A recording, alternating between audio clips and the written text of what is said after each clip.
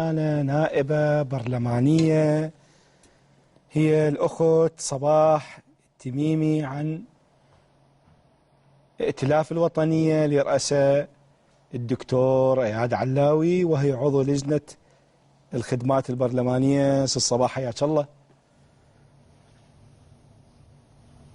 أهلا وسهلا أستاذ أنور.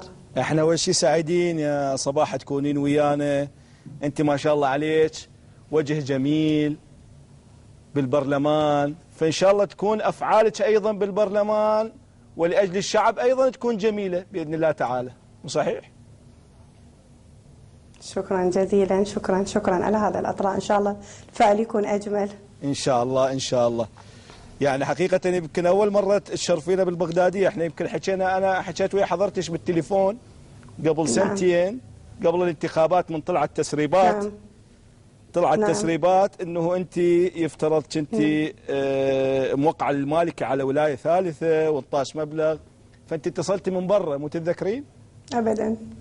تتذكرين من اتصلتي من برا وقلتي لي المعلومه؟ واحنا سوينا بالبرنامج. اتذكر واتصلت بحضرتك قلت لك رأسا ثاني يوم قدمت توضيح وانه هذا الخبر كاذب، لكن اعتب عليه. كان المفروض ما تعتمد على فيسبوك او مواقع التواصل الاجتماعي، كان المفترض يا اخي العزيز وانت برنامجك رائع ويشخص الاخطاء، كان تعتمد على مستندات مو على كلام فيسبوك. وانا اشكرك انه انت وضحت ثاني يوم وساندت هذا الموضوع وبينت من كان معه ومن كان فعلا موقع او مستلم ومن كان بريء من هذا الموضوع. طيب لما انت وضحتي، احنا عرضنا لك التوضيح لو لا؟ عرضنا لك التوضيح لو لا؟ نعم. عاشت ايدك.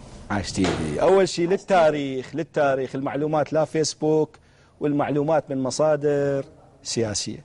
لكن انا بدي احكي وياك، اذا انت شايفه البغداديه هالشكل واليوم انت ضيفتنا وطالعه بالبرنامج باستوديوهات البغداديه، ليش لعد كاتبه كتاب؟ هذا ما شفنا بالله هذا الكتاب. حضرتك الطالبين خلي يسمع الشعب العراقي، عرض لي ضيفتنا صباح التميمي من ائتلاف اياد علاوي تطالب بمخاطبه لجنه العلاقات الخارجيه ولجنه الثقافه والاعلام النيابيه لغرض مخاطبه الجانب المصري لاغلاق البغداديه.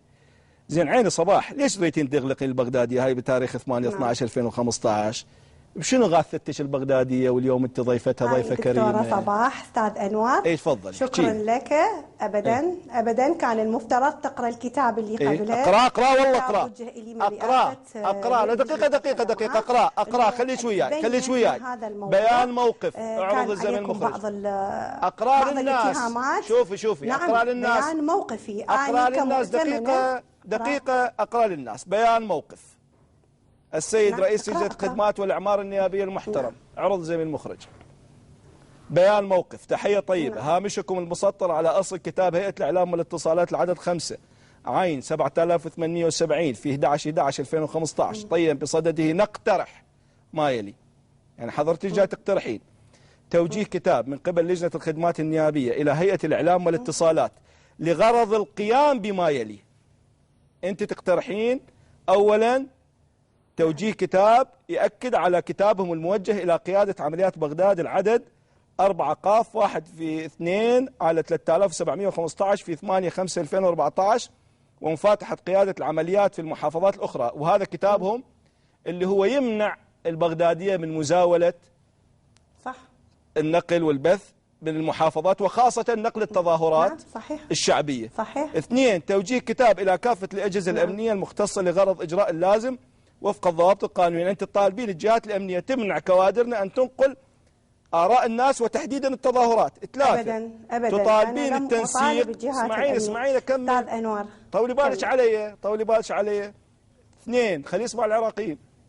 التنسيق مع لجنة العلاقات الخارجية ولجنة الثقافة والإعلام النيابية لغرض إجراء اللازم مع وزارة الخارجية لمفاتحة الجانب المصري بخصوص مخالفة القناة موضوع بحث كتاب الهيئة الاتصالات المذكور أعلى مع التقدير. وهذا اسمك وتوقيعك بتاريخ 8/12/2015. طيب ليش الطالبين؟ ليش الطالبين انه يفاتحون الجانب المصري على المخالفات؟ لا يا عزيزتي، قولي لي المخالفات مثل ما اتصلتي من كوريا من كوريا اتصلت وقلت انا المعلومه مو صحيحه، اريد اوضح لك اياها ووضحناها. اتصلي بينا وقول لنا شنو المخالفات، يا ريت تقوليها للشعب العراقي. شنو المخالفات البغداديه اللي حضرتك الطالبين الجانب المصري يغلق البغدادي؟ موضوع كتاب اجانا من هيئه الاتصالات واكو امر قضائي ابدا ما طلبت اغلاق البغدادي. هذا شو؟ هذا مو كتاب، هذا كتاب لا مو كتاب، هذا كتاب مزور. هنالك شراكه، هذا كتاب مزور. لجنه الخدمات والاعمار، لا هذا كتاب مزور. اذا تلاحظ لجنه الثقافه والاعلام، لجنه الخدمات والقوات الامنيه، فيما لو تبين انه الكتاب اجانا من هيئه الاتصالات واكو اعتراض او يعني من بعض الجهات الحكوميه، ابدا احنا كنا نريد نمنع التطاول، نمنع ذكر الاسماء. انت عندك دليل اكو امر اغلاق للبغدادي، امر قضائي؟